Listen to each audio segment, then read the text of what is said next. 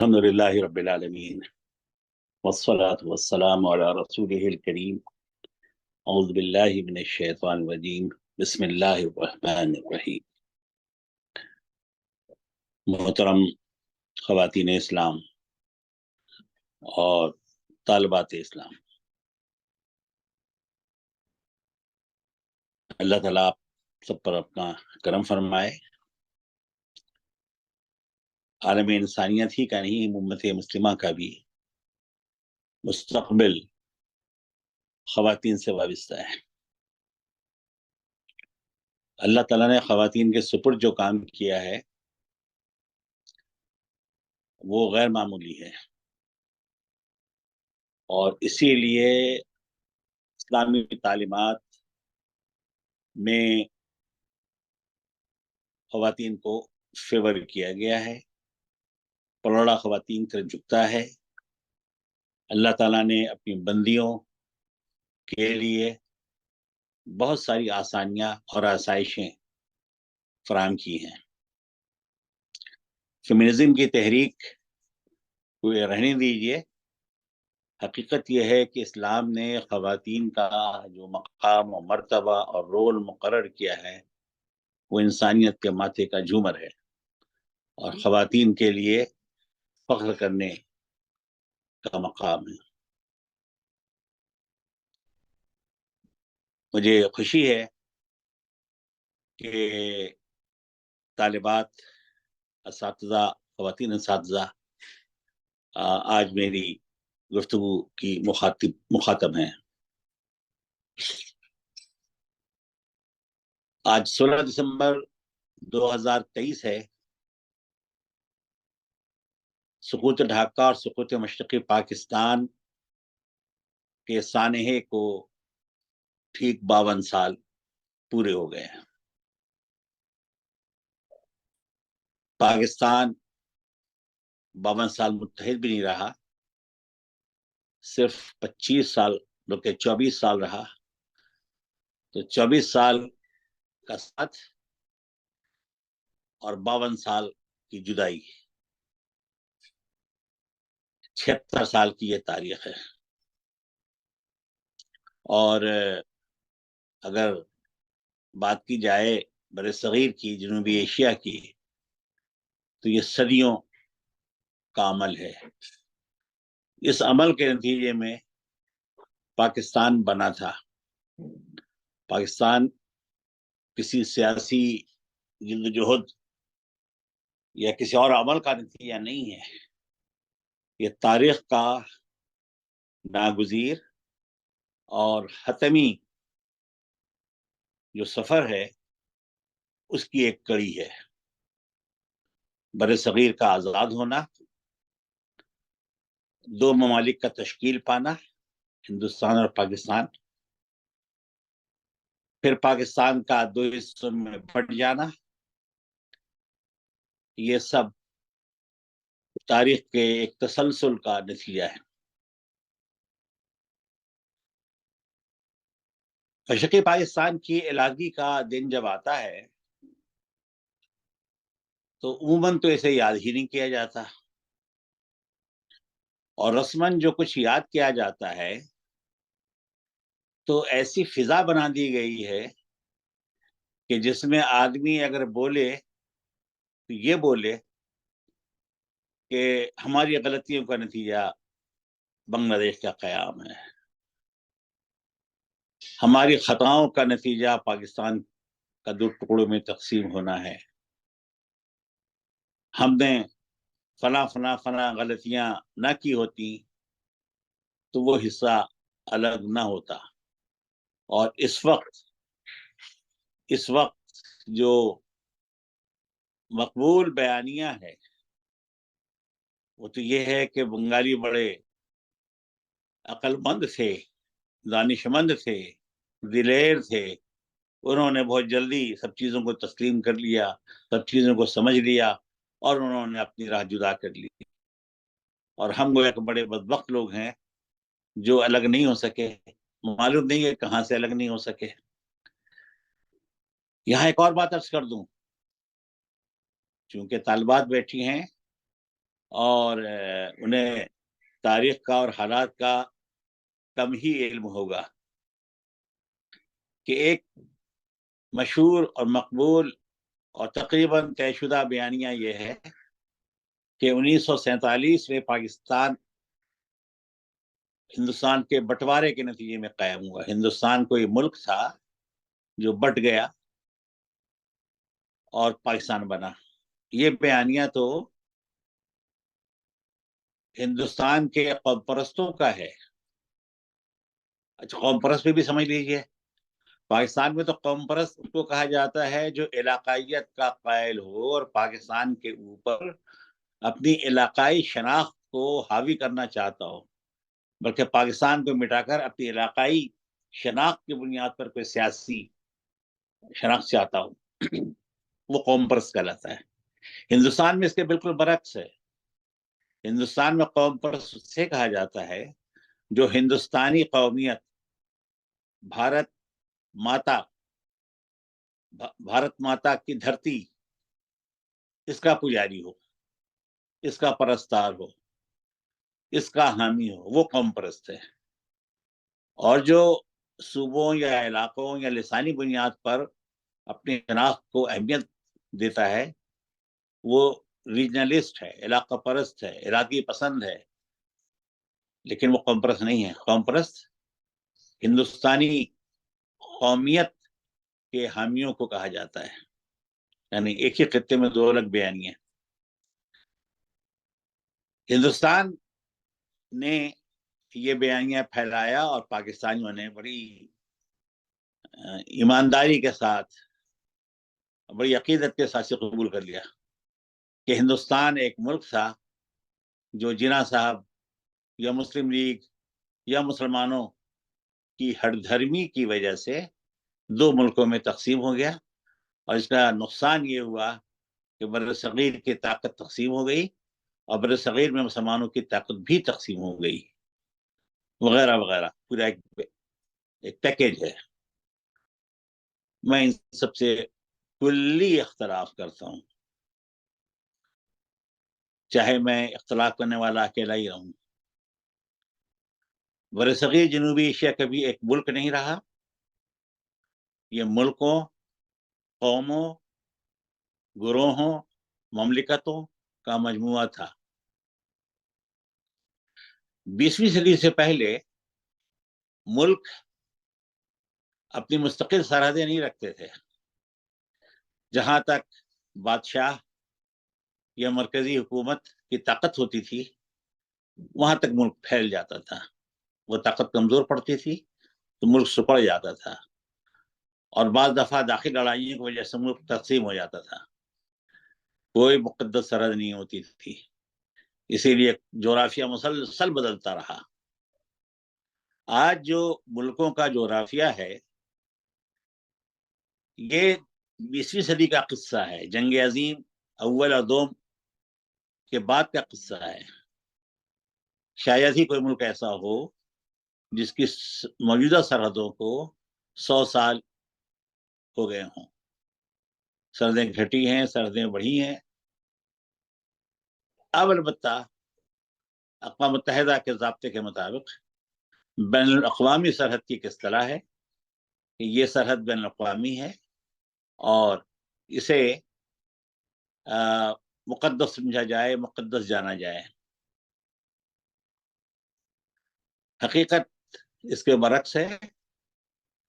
ہندوستان میں بے شمار حکمراں تھے، یہاں تک کہ 1947 میں جب انگریز یہاں سے گئے تو ہندوستان جو ان کے زیر انتظام تھا اس کے دو حصے تھے، دو بڑے حصے. ایک حصے کو برٹش انڈیا کہا جاتا تھا اور دوسرے حصے کو پرنسلی اسٹیٹس، شاہی ریاستیں کہہ لیجیے. جو ہندوستان بنا اور پاکستان بنا وہ برٹش انڈیا سے کاڑھا گیا، بنایا گیا. اور پرنسلی اسٹیٹس کے لیے طے ہوا کہ ہر اسٹیٹ، ہر ریاست، ہر رجواڑہ خود یہ طے کرے کہ اسے پاکستان کے ساتھ شامل ہونا ہے یا ہندوستان کے ساتھ. اور یہ طے کرتے ہوئے وہاں کا جو حکمراں ہے وہ لازماً وہاں کے عوام کی خواہشات کو مد نظر رکھے گا۔ اس کے تحت کچھ ممالک نے پاکستان کی طرف رجحان ظاہر کیا یا معاہدہ کر لیا، کچھ ممالک نے ہندوستان کے ساتھ معاہدہ کیا یا رجحان ظاہر کیا، کچھ ریاستیں ایسی بھی تھیں جو آزاد مملکت بننا چاہتی تھیں، لیکن تقسیم کے قانون کے تحت، وہ قانون جس کو برطانیہ کی پارلیمنٹ نے پاس کیا تھا اور جس کے تحت ہندوستان میں دو ملک وجود میں آئے، پاکستان اور ہندوستان، اس قانون میں اس کی گنجائش نہیں تھی کہ یہ رجواڑے، یہ ریاستیں، یہ بادشاہتیں اور نظام کا نظام اور راجے مہاراجے نواب وغیرہ یہ ایک الگ ملک کی کوشش کریں۔ اس میں یہ تھا کہ یا پاکستان میں شامل ہو یا انڈیا میں شامل ہو۔ لیکن عملاً ہوا یہ کہ بیشتر ریاستیں انڈیا کا حصہ بنی، کیونکہ انڈیا کے اندر تھی۔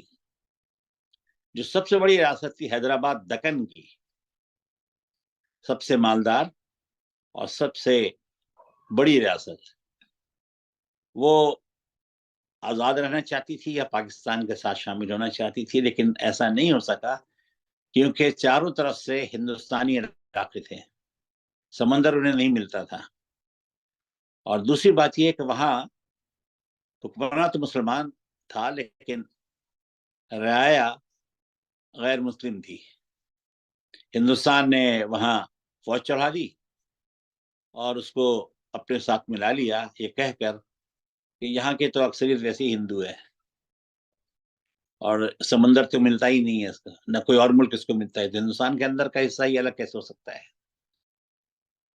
بعد میں کشمیر کو بھی انہوں نے یہی کیا، قبضہ کر لیا، لیکن وہاں دلیل یہ نہیں تھی کہ وہاں کی آبادی ہندو ہے، آبادی کی اکثریت غیر مسلم ہے، کیونکہ یہ حقیقت کے خلاف ہوتا۔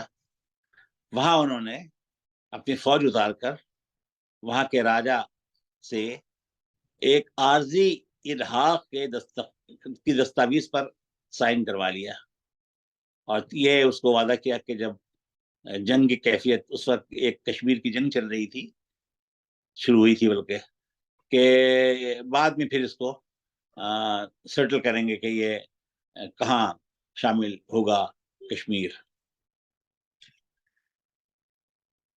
پاکستان میں بھی بہت ساری ریاستیں شامل ہوئیں۔ پاکستان میں شامل ہونے والی ریاستوں میں سب سے بڑی ریاست بہاولپور کی تھی، اور بہت سارے رجواڑے بھی تھے۔ جوناگڑھ کی ایک ریاست تھی جس نے پاکستان سے باقاعدہ الحاق کر لیا تھا، اور پاکستان نے اس قانون کی تصدیق کر دی تھی کہ وہ پاکستان کا حصہ ہوگا، انڈیا نے وہ بھی قبضہ کر لیا، اسی دلیل کے ساتھ کہ حکمراں تو مسلمان ہے لیکن آبادی مسلمان نہیں ہے، مسلمان کم ہیں، اقلیت میں ہیں۔ پاکستان اور ہندوستان یہ دو ملک بن گئے، آزاد ہو گئے۔ اچھا، یہاں جب آزاد میں کہتا ہوں تو علمی طور پر ہر لفظ کا ایک مطلب و مفہوم اور ایک پس منظر ہوتا ہے۔ ہندوستان کی ریاستوں پر انگریزوں نے قبضہ کیا تھا، فتح کیا تھا، چاہے وہ پیسے لے کر فتح حاصل کی ہو، پھوٹ ڈال کر، منافقت پیدا کر کے، لڑ کر، سازش کر کے، جیسے بھی کیا ہو، انہوں نے ان سب ریاستوں کو فتح کیا تھا۔ اور جب یہاں سے جا رہے تھے تو تقریباً 650 ریاستیں تھیں، 650 ریاستیں۔ یہاں ضمن ایک اور بات کہہ دوں کہ ہندوستانی بڑے زور سے کہتے ہیں کہ ہندوستان نے کبھی کسی پر حملہ نہیں کیا، حملہ ہمیشہ باہر والوں نے کیا، باہر والوں نے کیا۔ اب یہاں سوال یہ پیدا ہوتا ہے کہ کیا واقعی ایسا تھا؟ تو بھائی ہندوستان ایک راجہ مہاراجہ کے تحت رہا کہاں؟ 3000 سال کی تاریخ میں تقریباً 300 سال ایسے گزرے کہ جب ہندوستان کا بیشتر حصہ کسی راجہ کے ماتحت رہا، ورنہ یہ راجے الگ الگ ممالک دے کے چل رہے تھے اور ایک دوسرے پہ حملے کرتے رہتے تھے، اور جو حصہ دوسری کسی خطے سے ملتا تھا وہاں بھی ایک دوسرے پر حملے چلتے رہتے تھے علاقائی۔ اس وقت تو نہ بر عظیم کی تقسیم تھی کہ بر اعظم ایشیا ہے، بر اعظم یورپ ہے، یہ سب بھی بات کی چیزیں ہیں، اور نہ ہی مستقل سرحدوں والی ریاستیں ہوتی تھیں، نہ ہی ہندوستان ایک ملک تھا۔ لہذا باہر سے حملہ ہونا اور اندر سے یہاں سے حملہ نہ کرنا، یہ ایک ابہام پیدا کرنے والی باریک سازش ہے، اس کو ہرگز قبول نہیں کرنا چاہیے۔ ہندوستان میں مستقل جنگیں ہوتی رہی جسے مہا بھارت کہا جاتا ہے۔ ہندوستانی میتھولوجی میں کسی ایسی جنگ کا تذکرہ ملتا ہے جو پورے ہندوستان میں پھیل گئی تھی وہ جنگ، اور حق اور باطل کی جنگ تھی وہ، تو ویسے ان کی میتھولوجی کے مطابق سچ اور جھوٹ کی۔ تو مہا بھارت میں پورا ہندوستان انوالو ہو گیا تھا۔ تو یہ جنگیں ریاستوں کے درمیان، خاندانوں کے درمیان، بادشاہتوں کے درمیان، راجوں اور مہاراجوں کے درمیان ہوا کرتی تھی۔ جب انگریز آئے یہاں پہ تو کسی ایک بادشاہ کو شکست دے کر ہندوستان پر قبضہ نہیں کیا انہوں نے۔ ہندوستان ایک ملک ہوتا تو ایک بادشاہ ہوتا یا ایک حکمراں ہوتا۔ دہلی میں بیٹھا ہوا جو بادشاہ تھا، انگریز بادشاہ، وہ بیچارہ تو دہلی میں بھی پوری طرح سے حاکم نہیں تھا۔ باقی بنگال میں الگ بادشاہ تھا، جنوب میں الگ بادشاہ تھا، حیدرآباد کا نظام الگ تھا، بہاولپور کا نظام الگ تھا، پنجابیوں کی الگ حکومت تھی، سکھوں کی بڑی سلطنت تھی ان کی، اور وہ موجودہ صوبہ خیبر پختونخوا کا ایک بڑے حصے پر پنجاب پر مشتمل تھی، کچھ حصہ افغانستان کے بیچ میں لگتا تھا، اور اس کے علاوہ بہت ساری اور ریاستیں تھیں، سینکڑوں کی تعداد میں، چند نہیں سینکڑوں کی تعداد میں۔ تو انگریزوں نے انہیں آہستہ آہستہ فتح کیا یا خریدا اور اپنے ساتھ ملاتے چلے گئے۔ 1857 میں ہندوستان کی شکست نہیں ہوئی تھی، انگریزوں کا قبضہ تھا، ایک بے اختیار بادشاہ بیٹھا ہوا تھا۔ انگریزوں کے مظالم اور ان کی غلامی کے خلاف دہلی کے آس پاس کے علاقوں نے بغاوت کی۔ وہ بغاوت پھیل کے کئی اور صوبوں میں یا راستوں میں چلی گئی تھی، جس کو انگریزوں نے انتہائی ظالمانہ طور پہ کچل دیا۔ اس بغاوت میں مسلمان پیش تھے، شروع میں تو اور بھی قومیں شامل تھیں لیکن ایک ایک کر کے الگ ہو گئی تھی، آخر تک مسلمان ہی ڈٹے رہے تھے، چنانچہ اس کی بھاری قیمت بھی مسلمانوں نے ادا کی۔ ہزاروں سر اتارے گئے، پھانسی دی گئی، توپوں میں باندھ کر باقاعدہ گولوں سے اڑایا گیا، قید کیا گیا، جاگیریں ختم کی گئیں، اور بہت کچھ ہوا۔ اور ہندوستان کے جو نئی گورننس تھی اس میں مسلمانوں کو ایکسکلوڈ کر دیا گیا شروع میں۔ تو ہندوستان کو انگریزوں نے مختلف بادشاہتوں سے چھینا تھا۔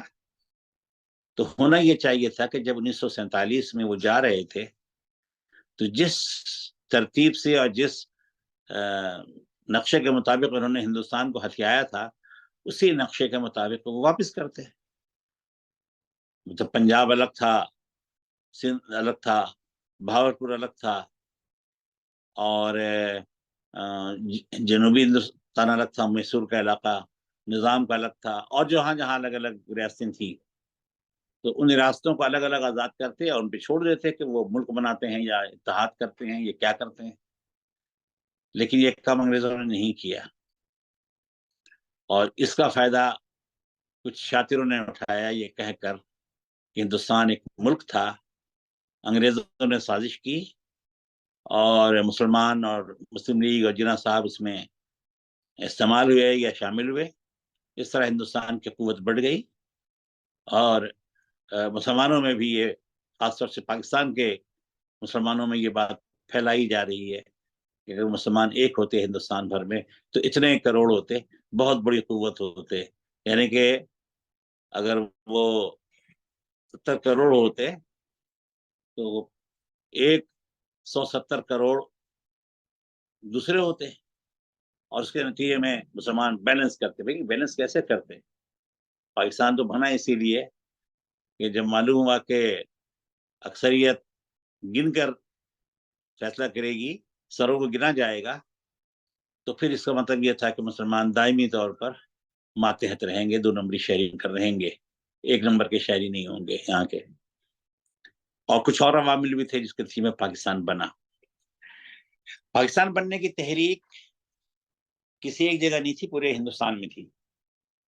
इसकी वजह तो ये थी कि इस्लाम किसी भी किस्म की गुलामी के खिलाफ जहन साजी करता है, माइंडसेट बनाता है।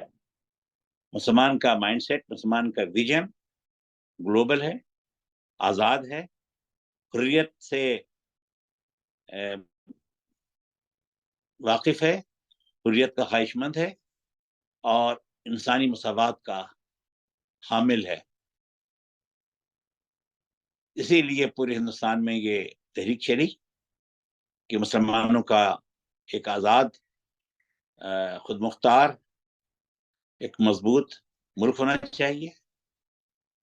पाकिस्तान बनाने में जहां इस्लामियत या मुसलमानियत का उनसर कार फरमा था, वही लिसानी उनसर भी था। एक सबकी जबान उर्दू थी, चाहे उनकी मादरी जबान कुछ भी हो।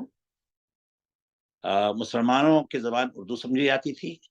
हिंदुस्तान की एक ही जबान थी पहले, ये अंग्रेजों ने एक हिंदी और उर्दू करके अलग किया है। पर एक ही जबान थी जिसको मुस्लिम कल्चर ने परवान चढ़ाया था, निखारा था। उसका कोई नाम भी नहीं था, लेकिन अंग्रेजों ने हिंदुस्तान को बांटने के लिए इल्मी तौर पर 2 धारे बना दिए, हिंदू धारा, मुसलमान धारा। तो मुसलमानों की जबान उर्दू बन गई और हिंदुस्तान की हिंदुओं की जबान हिंदी बन गई। दोनों का रस्म खत भी एक ही हुआ करता था, इसको अलग अलग किया गया। जिसका नतीजा ये हुआ कि बावजूद उसके कि हिंदुस्तान में उर्दू ही बोली जाती है, लेकिन वो उसका नाम हिंदी दिया गया। और अंग्रेजों के जाने के बाद हिंदुस्तान में शौरी कोशिश की गई कि जो हिंदी है उसे हिंदुस्तानी कल्चर के बजाय उसे संस्कृत कल्चर से जोड़ दिया जाए। तो संस्कृत के अल्फाज, मुश्किल अल्फाज डाले गए मसनूई तौर पर, और इतना मुश्किल बनाया गया कि ग्रामर तो वही है जो उर्दू वाली है, लेकिन और अल्फाज मुश्किल मुश्किल उसमें डाल दिए गए। फिर निज़ाम तालीम में वो अल्फाज डाल दिए गए। लिहाजा अब जो नस्ल वहाँ पर है वो मुश्किल हिंदी बोलती है, समझती है, जिसकी ग्रामर हम जानते हैं, मफहूम भी समझ सकते हैं, लेकिन अल्फाज गाढ़ी हिंदी की सूरत में बाज़ाबा समझने में रुकावट बन जाते हैं। उर्दू का तो मामला यह है कि मुत्तहदा बंगाल अंग्रेजों के ज़माने का, जिसका वज़ीर आज़म हुआ करता था, और मुसलमान भी उसके वज़ीर आज़म रहे। हुसैन शहीद सोहरवर्दी भी उसके वज़ीर आज़म थे, आखिरी वज़ीर आज़म तो वही थे मुश्तरका बंगाल के। तो वहाँ की मुस्लिम लीग ने अपने एक अहम इजलास में यह करारदाद पास की थी। 1930 की दहाई की बात है ये, मुझे सन ठीक से याद नहीं रहते। तो उसमें ये कहा गया कि बंगाल के निज़ाम तालीम में जरिए तालीम उर्दू को बनाया जाए। अच्छा, आप लोगों को ये भी मालूम होना चाहिए कि बंगला जबान पहले फारसी रस्म खत में लिखी जाती थी, बाद में उसका रस्म खत तब्दील किया गया। यानी बाद से मुराद आज़ादी के बाद नहीं, इससे पहले की बात कह रहा हूँ। तो उर्दू जो है मुसलमानों की जबान थी, किसी एक इलाके की जबान नहीं थी। ये तयन किया जाए कि ये कहाँ की जबान थी तो आज तक तय नहीं हो सका। इसकी पैदाइश क्या कहाँ हुई ये भी कोई तय नहीं कर पाया। हिंदुस्तान में लिंगुआ फ्रांका यानी हर जगह बोली और समझी जाने वाली जबान थी, जबान है। पाकिस्तान में भी यही है, हर आदमी इसमें एक दूसरे से कम्युनिकेट कर सकता है। तो बर अजीम जनूबी एशिया, मैं तो बर सगीर भी कहने से बचता हूँ, बर अजीम कॉन्टिनेंट साउथ एशिया में उर्दू जबान लिंगुआ फ्रांका थी और है। और तीसरा जो अंसर था पाकिस्तान बनाने में वो था मईशत। मुसलमानों को बहुत पीछे कर दिया गया था माशी तौर पर, तालीमी तौर पे भी, माशी तौर पे भी। तालीमी तौर पे इस तरह कि जो इनका सदियों से कायम निज़ाम तालीम था, जब रियासती सतह पर अंग्रेज़ों ने यह तय कर दिया कि वहाँ की डिग्री तस्लीम नहीं की जाएगी जब तक उस डिग्री को अंग्रेज़ों के दिए हुए निज़ाम तालीम के ज़रिए चेक न कर लिया जाए, या इनका कोई टेस्ट या इम्तहान पास न कर लिया जाए। तो करोड़ों अफराद जो पुराने निज़ाम तालीम में तालीम याफ्ता थे, वो नए निज़ाम तालीम में तालीम से बेबहरा, तालीम से मायूस, तालीम से दूर और अनपढ़ हो गए। बाद में मुसलमान इस तरफ आए। शुरू में तो उनको गुस्सा था अंग्रेज़ों पर, तो उन्होंने अंग्रेज़ों के निज़ाम तालीम से इज्तनाब बरता, लेकिन कब तक करते, बिला आखिर उनको इस तरफ आना पड़ा। और जब वो आए और उन्होंने अंग्रेज़ों की तालीम भी हासिल की, और तालीम सिर्फ तालीम नहीं होती, तालीम के साथ तरबियत लाजमी हिस्सा होता है, चाहे तरबियत के लफ्ज़ से कितना ही गुरेज किया जाए। उसमें तहजीबी तरबियत भी है, अखलाक, आदात, मैनर्स की तरबियत भी है, बिलीफ्स की तरबियत भी है। ये तो पाकिस्तान की बहुत सारी बदकिस्मतियों में से बदकिस्मती ये है कि यहाँ की रूलिंग क्लास, सोसाइटी का एलीट तबका, यहाँ जो ताकतवर लोग हैं, वो बहुत छोटे जहन के हैं, छोटे ज़र्फ के हैं। इनका जो देखने का अंदाज है, विजन है, वो टनल विजन है, टनल विजन। तो लफ्ज़ तरबियत को तो पाकिस्तान के साइकोलॉजी से निकाल ही दिया गया है, इज्तिमाई शऊर से निकाल दिया गया है। अब सिर्फ तालीम की बात होती है, और तालीम का मतलब क्या है? मालूमात देना। तो जब आप तरबियत नहीं करेंगे, आप अपनी तालीम के साथ तरबियत को शामिल नहीं करेंगे, तो जिस तालीम को आप फैला रहे होंगे उसके साथ साथ तरबियत खुद ब खुद आ जाएगी, उसके साथ तसव्वुर हयात और कायनात भी आ जाएगा, उसके साथ विजन भी आएगा, उसका माइंड सेट भी बनेगा, और वो वही होगा जो तालीम की जाए पैदाइश में तय तय किया गया होगा। वही हो रहा है यहाँ पे। बहरहाल, ये पूरी तमहीद मैंने इसलिए बांधी है समझने के लिए कि तारीख में कोई चीज़ खुद ब खुद नहीं होती, अचानक नहीं होती। सब चीज़ें ठीक चल रही, अचानक किसी ने किसी जगह पर कुछ कर दिया, कुछ हो गया। न उसका पस मंज़र है, न माज़ी है, न तारीख है, ऐसा नहीं होता है। ज़माना एक रस्सी की तरह है, वक़्त एक रस्सी की तरह है, और ये सब एक-दूसरे से बंधे हुए हैं। जो आज है, ये माज़ी का नतीजा है, और जो आज है, उसी की सूरत में मुस्तक़बिल बनेगा, ढलेगा। तो इन तीनों की अहमियत है। आज की अहमियत बहुत ज़्यादा है कि आज हम माज़ी को तो बदल नहीं सकते, लेकिन मुस्तक़बिल की तामीर हम आज कर सकते हैं। तो आज की अहमियत इस लिहाज से बहुत है, अगरचे कि आज बहुत थोड़ा होता है, लेकिन आज की अहमियत इस लिहाज से है कि कैसा मुस्तक़बिल हम बना रहे हैं। लेकिन मुस्तक़बिल बनाने के लिए कैसा मुस्तक़बिल होना चाहिए, ये तय करना ज़रूरी होता है। जैसा मुस्तक़बिल अब तय करेंगे, आज उसी के मुताबिक काम करेंगे। अगर आप खुद तय नहीं करेंगे, तो कोई और तय करवा देगा आपसे, या अपने तयशुदा मुस्तक़बिल के लिए और उसके ढालने के लिए आपको कारिंदा बना लेगा, आपको खुद ब खुद उस काम पर लगा देगा, जो इस वक़्त की सूरत-ए-हाल है। पाकिस्तान बनने की तहरीक में बंगाल आगे-आगे रहा। एक मरहले पर कुछ लोगों का ख़्याल हुआ कि बंगाल बहुत बड़ा है, और जो बर्र-ए-सग़ीर के मग़रिबी सूबे हैं, उनसे दूर भी है, और बीच में हिंदू अक्सरियती रियासतें और सूबे हैं, तो इन दोनों को 2 अलग मुल्क के तौर पर आज़ाद होना चाहिए। ये बात अ, कई लोगों ने पेश की।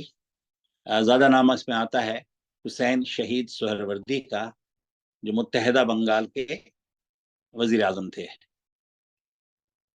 بہت ہی ذہین، چالاک اور مستقبل بین سیاستداں تھے۔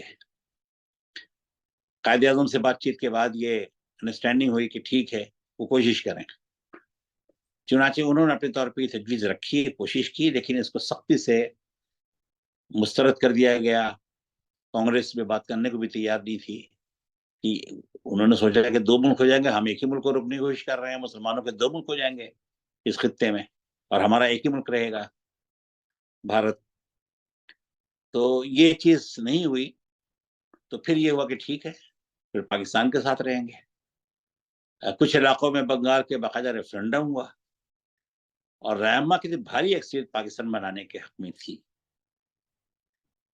میں کہتا ہوں اپنے بنگلہ دیشی بھائیوں سے کہ دیکھیے، پاکستان آپ نے بنایا ہے، ہندوستان کے اقلیتی صوبوں کے مسلمانوں نے بنایا ہے، اور پھر باقی علاقوں کے مسلمانوں نے مل کر بنایا ہے۔ تو پاکستان جنوبی ایشیا کے مسلمانوں کی مشترکہ میراث ہے۔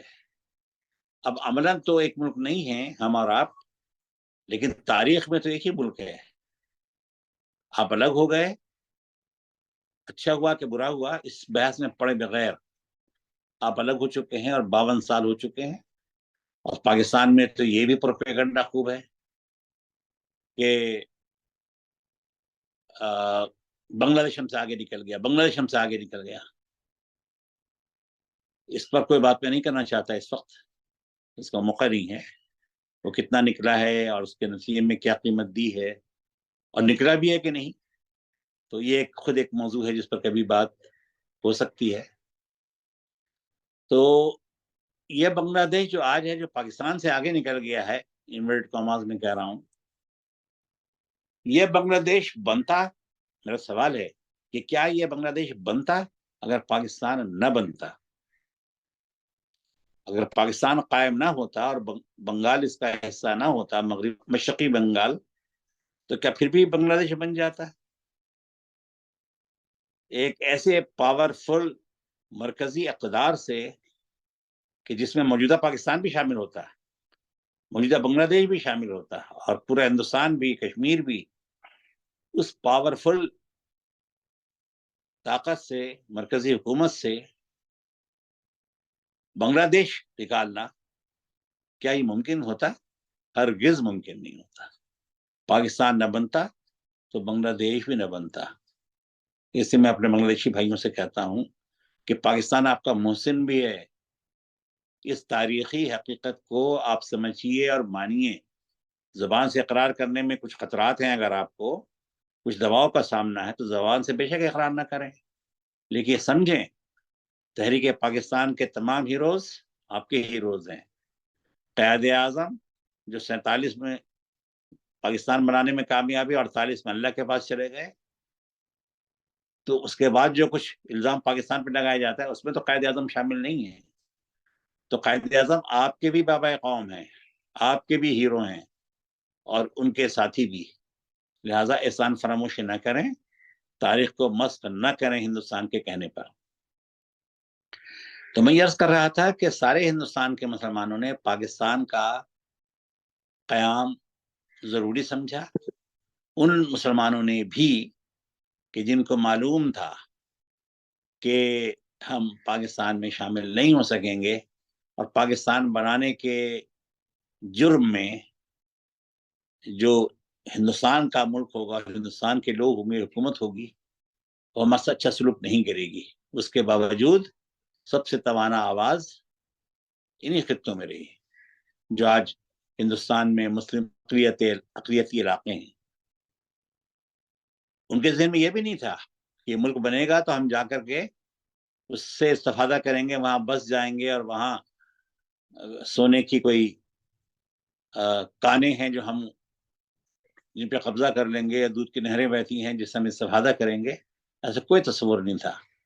اگر ہندوستان میں 45، 46، 47 میں اور اس کے بعد بھی بہت بڑے پیمانے مسلم کش فسادات نہ ہوتے، تو ہندوستان سے جو لوگ ہجرت کے پاکستان آئے ہیں، یہاں تک کہ مشرقی پنجاب سے جو لوگ ہجرت کر کے اس طرف آئے ہیں، میرا اپنا خیال یہ ہے کہ اس میں سے شاید 10%، اور بہت مبالغہ کر لیں تو 20% لوگ ہی آتے ہیں، 80% لوگ یہاں نہ آتے. تو حالات نے بھی بہت سارے سوشیو پولیٹیکل اثرات ڈالے، ڈیموگرافی چینج کی، اکانومی کو تبدیل کیا. تو حالات کا بھی دخل ہوتا ہے کہ فسادات نہ ہوتے، بہت کچھ نہ ہوتا. لوگ اس میں الجھے رہتے ہیں کہ پاکستان اس وقت کا وہ ایک یونٹ تھا، ایک متحد ملک تھا، وہ ٹوٹ کیسے گیا 24 سال میں. اس پہ ہر آدمی اپنی اپنی بولی بولتا ہے، لیکن جتنا میرا مطالعہ ہے، مشاہدہ ہے، سماعت ہے، سنتا ہوں، دیکھتا ہوں، پڑھتا ہوں، اس معاملے میں بھی پاکستان بڑا بدقسمت ہے کہ جو نریٹو اللہ تو واقعات کی جو تشریح بلکہ بیانیہ مقبول عام ہے اس وقت، وہ پاکستان کو مجرموں کے کٹہرے میں کھڑا کیے ہوئے ہے، اور تاریخ کے فیصلے کے بغیر ہی پاکستان کو ملزم کے بجائے مجرم بنا دیا گیا ہے، اور پاکستانیوں سے تسلیم کر دیا ہے. یہاں بہت لائن چلتی رہتی ہے کہ فلاں وزیر اعظم جائے، فلاں حکمراں جائے اور ڈھاکہ جا کر کے وہاں بنگلہ دیشیوں سے معافی مانگے. یہ معافی تو ویسے ماضی میں مانگی جا چکی ہے. میرا تو خیال ہے کہ جنرل مشرف بھی جا کے معافی مانگ چکے ہیں، اور میاں نواز شریف صاحب بھی اسی طرح کا جسٹر دے چکے ہیں. ایک اور سے بھی منگوا دی ہے معافی. یہ اس وقت ہوتا ہے کہ جب قوم بودی ہو جائے، قوم پہ حکومت کرنے والے لوگ بزدل ہوں، بودے ہوں، نہ تاریخ کا شعور ہو، نہ انسانی سماجیات کا، نہ بین الاقوامی تعلقات کا، بین الاقوامی قوانین کا. سیلف سینٹرڈ ہو، نیرو مائنڈیڈ ہو، ٹنل ویو رکھتے ہو، تو وہیں یہ سوال پیدا ہو سکتا ہے کہ پاکستان جا کر معافی مانگے. اور مثال دی جاتی ہے مغرب کی کہ فلاں قتل عام ہوا تھا، امریکہ نے کالوں کے ساتھ یہ کیا، بعض بڑی خطرناک، خوفناک، ہلاکت خیز بیماریاں اور ان کی دوائیں یہ امریکہ بہادر نے اپنے ہی کالے شہریوں پر آزمائیں، بہت اذیتیں پہنچائیں ان کو ان دواؤں کو چیک کرنے کے لیے. بعد میں مختلف اوقات میں کچھ کالوں کو جمع کر کے ان سے نام نہاد معافی مانگی جاتی تھی کہ ہمیں معاف کر دے. اس معافی کی کیا حیثیت ہے؟ کوئی حیثیت نہیں ہے. یہ تو محض تاریخ کو یا تاریخ کے بوجھ کو اپنے پر سے اتارنا ہے. مذاق ہے یہ. اب کوئی کہے کہ نہیں ماضی کے لوگوں کو سزا کیسے دی جا سکتی ہے؟ نہیں دی جا سکتی، ٹھیک ہے یہ بات، لیکن یہ حکمت عملی ہے ان کی. ایسا نہیں ہے کہ ماضی میں جو کچھ ہو گیا اب اس سے تعلق ٹوٹ گیا ہے. نئی نئی قسم کے واقعات، تجربات جاری ہیں. اگلا کوئی امریکی صدر یا کوئی کانگریس اس میں معافی مانگ لے گی. تو اگر یہ طریقہ کہ پہلے تو ظلم ڈھاؤ اور بعد میں معافی مانگ لو یہ حکمت عملی کا حصہ ہے، پالیسی کا حصہ ہے، تو پھر تو اور بات ہے. لیکن بنگلہ دیش کے حوالے سے ہماری نہ کوئی پالیسی ایسی ہے، نہ حکمت عملی ایسی ہے، نہ حکمت عملی کے ساتھ کچھ کیا گیا، بلکہ ہمارے حکمراں صرف فوجی نہیں، غیر فوجی بھی، ہماری حکمراں کلاس یہ اگر صرف نیشنلسٹ بھی ہوتی، یعنی پاکستانی قوم پرست بھی ہوتی، اسلامی سے چھوڑ دیجیے، اسلام بہت اعلیٰ آدرش ہے، صرف مسلم قوم پرست بھی ہوتے اگر، پاکستانی قوم پرست بھی ہوتے، تو کسی اور طریقے سے مشرقی پاکستان کے معاملے کو طے کرتے ہیں. یا تو ساتھ رہنے میں کامیاب ہو جاتے ہم، یا علاحدگی بھی شریفانہ طریقے سے ہوتی. دیکھیے اسلام نے مرد و عورت کے جوڑے بنائے ہیں شادی کے ذریعے سے، اور یہ چاہا ہے کہ یہ ابدی جوڑے ہوں، صرف دنیا میں نہیں آخرت میں بھی جوڑے ہوں، دعائیں بھی سکھائی گئی اس کی۔ لیکن چونکہ انسان کا خالق اللہ تعالیٰ ہے، وہی انسانی فطرت کو جانتا ہے، تو شریعت میں گنجائش رکھی گئی کہ بہت ہی مجبوری کی صورت میں طلاق یا خلا ہو سکتی ہے۔ اس کا طریقہ بتایا گیا، طلاق کا اختیار مرد کو دیا گیا، خلا کا لینے کا اختیار عورت کو دیا گیا، اور اس کے اپنے پوری تفصیل قوانین ہیں، تاکہ اگر کوئی جوڑا مل کے نہ چل سکے ہنسی خوشی، تو ایک دوسرے کے لیے زندگی کو جہنم نہ بنائے، شریفانہ طریقے سے ارادہ ہو جائے۔ اور قرآن پاک میں طلاق وغیرہ کے جو حصے ہیں ان کو پڑھنے سے اندازہ یہ ہوتا ہے کہ اللہ تعالیٰ طلاق چاہتے بھی نہیں، اگر طلاق ہو تو انتہائی شریفانہ طریقے سے ہو۔ اور اتنا شریفانہ طریقہ بیان کیا گیا ہے کہ جب میں پہلی دفعہ تفسیر پڑھ رہا تھا میٹرک کرنے کے بعد، ظاہر سمجھ بھی کم ہوتی ہے، لیکن میں نے اللہ تعالیٰ مکالمہ کیا کہ آپ سمجھا رہے ہیں طلاق ایسے دینا چاہیے، لیکن جو انداز ہے اگر انسان اس سے برتے تو طلاق کیوں دے، صورتحال کو بہتر بنانے کی کوشش کرے۔ تو اللہ تعالیٰ نے علادگی کو اور طلاق کو بھی چاہا ہے کہ بہت شریفانہ طریقے سے، باوقار طریقے سے، اچھے طریقے سے ہو۔ میں موجودہ پاکستان اور موجودہ بنگلہ دیش کہ ایک ملک ہونے کو اسی طرح سمجھتا ہوں کہ اگر بنگال کے لوگ، بنگال کے مسلمان اور اس خطے کے مسلمان مل جل کر ایک گھر بنانے پہ راضی ہوئے تھے، اور کسی بھی وجہ سے یا وجوہات سے ان کا خیال یہ ہوا کہ ہم ساتھ نہیں چل سکتے، تو دونوں علیحدہ ہو گئے۔ یہ علیحدگی اتنے خون خرابے کے بغیر بھی ہو سکتی تھی، لیکن جو سازشیں تھیں جنہوں نے علیحدگی کی کے مرحلے کو جلد پہنچا دیا، تو ان میں یہ بھی شامل تھا کہ ایسی دشمنی دونوں میں ڈالی جائے کہ مستقبل میں کبھی ان کے درمیان دوستی نہ ہو سکے، یہ دو ملک کے طور پہ بھی دوست نہ بن سکیں۔ ایک ملک کے صوبوں کے طور پہ تو دور کی بات، دو ملک کے طور پہ دوست نہ بن سکیں۔ کچھ وہ اور کچھ ہمارے حکمرانوں، ایلیٹ کلاس کی پالیسی اور مزاج اور مائنڈ سیٹ کا مسئلہ تھا، اور کچھ وہاں سے کی حرکتوں کا، کہ یہ ارادگی پرامن نہ ہو سکی۔ اس میں ایک اور بات میں عرض کر دوں کہ دنیا بھر میں ایسے ایام منائے جاتے ہیں جن کی تاریخ میں شرمندگی کا سبب رہے، تو اس میں عوامی سطح پر تجزیہ نہیں ہوا کرتا ہے کہ یہ سانحہ کیوں ظہور پذیر ہوا۔ یہ تو پڑھے لکھے لوگوں کا موضوع ہے، پالیسی سازوں کا ہے،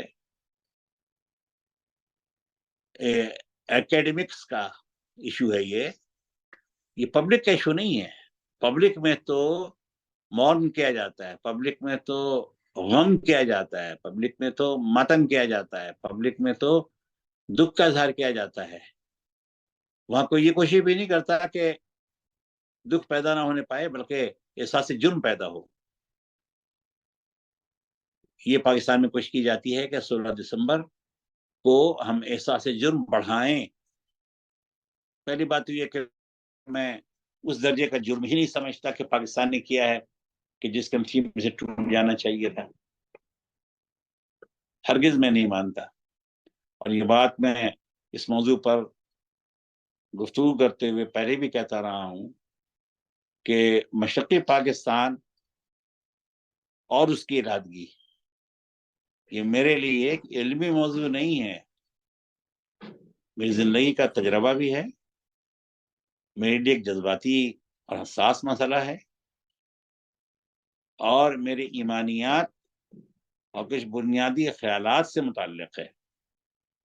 میرے بچپن کے کئی سال وہاں گزرے ہیں، اسکول کی کئی جماعتیں میں نے بنگال میں پڑھی ہیں۔ یہ ٹھیک ہے کہ اسی زمانے میں تقدیر ہمیں کراچی لے آئی، مشرقی پاکستان کے سانحے کا شکار میرے خاندان کے لوگ بھی ہوئے ہیں، کئی لوگ ہیں جن کا آج تک پتہ نہیں چلا، غائب ہو گئے باہر کہیں ڈیوٹی سے آتے ہوئے یا ڈیوٹی پہ جاتے ہوئے یا کالج جاتے ہوئے، کالج سے آتے ہوئے کچھ سراغ نہیں ملا کہ گئے کہاں وہ.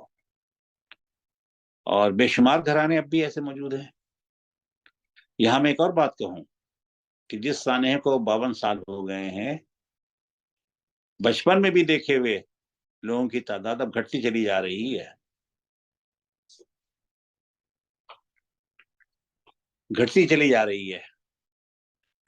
وہ تعداد کہ جو اس سانحے سے ڈائریکٹلی یا انڈائریکٹلی متعلق تھے، جنہوں نے کچھ ہوتے ہوئے دیکھا، تو ضرورت اس کی ہے کہ اس کو کہیں محفوظ کیا جائے، ان لوگوں کے تجربات کو، ان لوگوں کے مشاہدات کو. آج بھی ایسے لوگ ہیں کہ جن سے آپ ذکر چھیڑیں کہ بتائیے کہ آپ نے کیا دیکھا، آپ پر کیا بیتی، تو وہ چند منٹ کے بعد ہی اپنے جذبات پر قابو نہیں رکھ پاتے جب وہ بیان کرتے ہیں کہ کیسے لوگ قتل کیے جا رہے تھے اور ہجوم بھگا چلا جا رہا تھا ریلوے کی پٹری کے ساتھ، اور اس کو پکڑ پکڑ ان لوگوں کو ذبح کیا جا رہا تھا. تو وہ خود اس ہجوم کا حصہ تھے، اللہ تعالیٰ نے بچا لیا انہیں. آج بھی ایسے لوگ ہیں بھی، لیکن وہ سب بجھتے چراغ کی طرح ہیں. آئندہ تو وہ لوگ ہوں گے ہی نہیں کہ جو اس سانحے کے گواہ ہوں گے یا اس سے ڈائریکٹلی متاثر ہوئے ہوں گے. اس لیے اگر 16 تاریخ کو 16 دسمبر کو یہ یوم منایا جاتا ہے تو ایسا ہی ہونا چاہیے، اس کو منایا جانا چاہیے.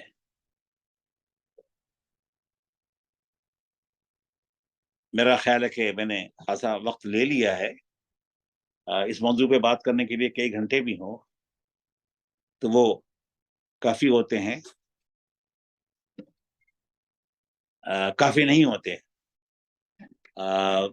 بہت سے سوالات بھی پیدا ہوتے ہیں، ان سوالات پہ بھی خاصا ٹائم لگتا ہے بات کرتے ہوئے.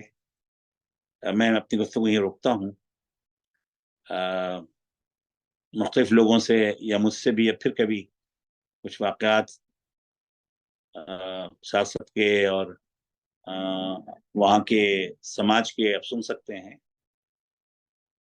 یہ بھارت سمجھ لیجیے، یہ سانحہ 71 میں پذیر ہوا.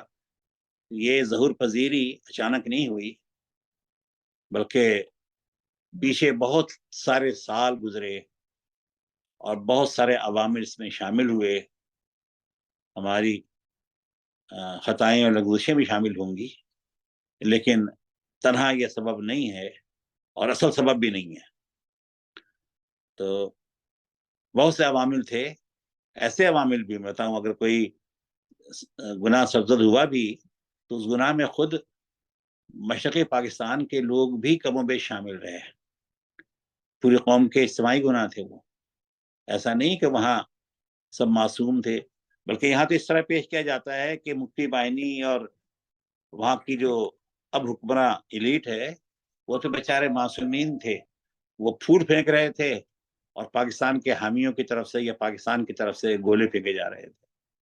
وہ بیچارے گردنیں پیش کیے تھے کہ چلے گردن کاٹ لیجیے آپ اگر چاہیں تو، اور یہ واقعی کاٹ لیتے تھے. صورتحال ہرگز ایسی نہیں تھی. پاکستان کے حامیوں کی لاکھوں کی تعداد شہداء میں شامل ہے، زخمیوں میں شامل ہے، بے گھر ہونے والوں میں شامل ہے، اور مشرقی پاکستان سابق کا بنگلہ دیش موجودہ میں رہتے ہوئے بھی اجنبی اور وہی مہاجر بنی کوئی موجود ہے، وہ بھی لاکھوں ہیں. تو جو چیز جتنی ہو اتنی ہی لینی چاہیے، محض پروپیگنڈے سے اور بیانیوں کے فیشن سے متاثر ہرگز نہیں ہونا چاہیے. میں یہ بات پہلے بھی کہتا رہا ہوں اور جب تک زندہ ہوں یہ بات کہتا رہوں گا. اور میں تو لوگوں سے کہتا ہوں کہ مجھے کوئی دھوس سے یا اپنی دلیل سے قائل نہیں کر سکتا. جس چیز کو میں ظاہری طور پہ جانتا ہوں اس میں میں کسی کہ کتاب پڑھ کر یا کسی کا کالم پڑھ کر، کتاب تو خیر کمی اب ہوتی ہے، کالم ہوتے ہیں زیادہ تر، تو اس سے میں متاثر نہیں ہوں گا. جس چیز کو میں صحیح سمجھتا ہوں دھڑلے سے کہتا ہوں. جیسے میں نے عرض کیا کہ بنگلہ دیشیوں کو چاہیے کہ پاکستان کو اپنا محسن بھی مانے، تحریک پاکستان کو اپنی تحریک سمجھیں، قائد اعظم محمد علی جناح اور ان کے ساتھیوں کو اپنا محسن مانیں. یہ سب نہ ہوتے تو بنگلہ دیش بھی نہ ہوتا. اور آخری بات اس سلسلے میں یہ کہ بس لوگ کہتے ہیں کہ بنگلہ دیش آزاد ہو گیا 1971 میں اسے انتہائی غلط اور قابل اعتراض اور گستاخانہ بات سمجھتا ہوں، بیہودگی سمجھتا ہوں. آزادی کے لیے ضروری ہے کہ غلامی موجود ہو، اگر غلامی نہ ہو تو آزادی کس سے؟ تو جو لوگ آزادی کا لفظ استعمال کرتے ہیں پہلے وہ بتائیں کہ مشرقی پاکستان کا خطہ کس تاریخ کو غلام ہوا، کس نے غلام بنایا، کس نے فوج کشی کی، کس نے حملہ کیا، کس نے قبضہ کیا، وہ یہ بتائیں. تاریخ میں ایسا کوئی عمل نہیں ہے. جب کوئی غلام نہیں بنا تو آزادی کیسی؟ ہاں علادگی کہی جائے تو بالکل ٹھیک بات ہے. جیسے دو بھائیوں کے درمیان، جیسے خاندان کے افراد کے درمیان، جیسے میاں بیوی کے درمیان علادگی ہو جاتی ہے، اسی طرح کی یہ علادگی ہے. مشرقی پاکستان اور مغربی پاکستان میں دونوں ساتھ نہیں رہ سکے، ساتھ نہیں چل سکے، علیحدہ ہو گئے. تو بنگلہ دیش 1971 میں پاکستان سے علیحدہ ہو گیا، آزاد نہیں ہوا. میری دعا ہے کہ اللہ تعالیٰ بنگلہ دیش کو واقعی آزاد کرے. جن شکنجوں میں وہ کسا ہوا ہے، اور وہ شکنجے ایسے ہیں کہ جو اکثر نادیدہ ہیں، انویزیبل ہیں، لیکن جس طرح سے وہ انڈائریکٹ غلامی میں جکڑے میں ہیں، اللہ تعالیٰ اس سے بھی ان کو آزاد کرے. اور اللہ تعالیٰ پاکستانیوں پر بھی بنگلہ دیشیوں پر بھی اپنا فضل و کرم فرمائے. اور ایک دوسرے کے لیے اگر دل میں ناپسندیدگی اور نفرت ہے تو اللہ تعالیٰ اسے پسندیدگی میں، دوستی میں، محبت میں تبدیل کر دیں. واخر دعوانا الحمد للہ.